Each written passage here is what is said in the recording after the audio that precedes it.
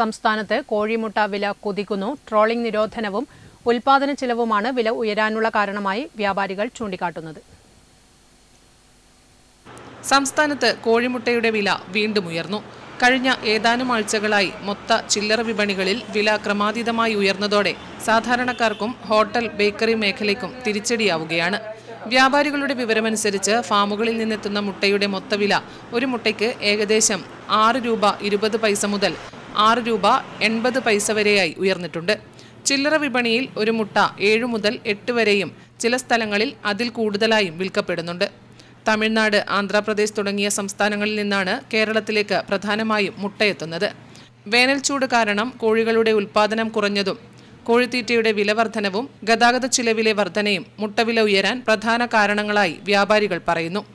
അതേസമയം ട്രോളിംഗ് നിരോധനവും വില വർധനയ്ക്ക് ഒരു കാരണമായി വ്യാപാരികൾ ചൂണ്ടിക്കാട്ടുന്നു. ട്രോളിംഗ് നിരോധനത്തെ തുടർന്ന് മത്സ്യലഭ്യത കുറഞ്ഞതോടെ പലരും പ്രോട്ടീന്റെ ബദലായി മുട്ടയിലേക്ക് കൂടുതൽ തിരിഞ്ഞതാണ് ആവശ്യകത വർദ്ധിക്കാൻ ഇടയായതെന്ന് അവർ പറയുന്നു. ആവശ്യത്തിനനുസരിച്ച് വിതരണം ഉയരാത്തതും വില വർദ്ധിക്കാൻ കാരണമായി. വില ഇനിയും ഉയരാൻ സാധ്യതയുണ്ടെന്നാണ് വിപണിയിലെ വിലയിരുത്തൽ. Network news, Payyanur.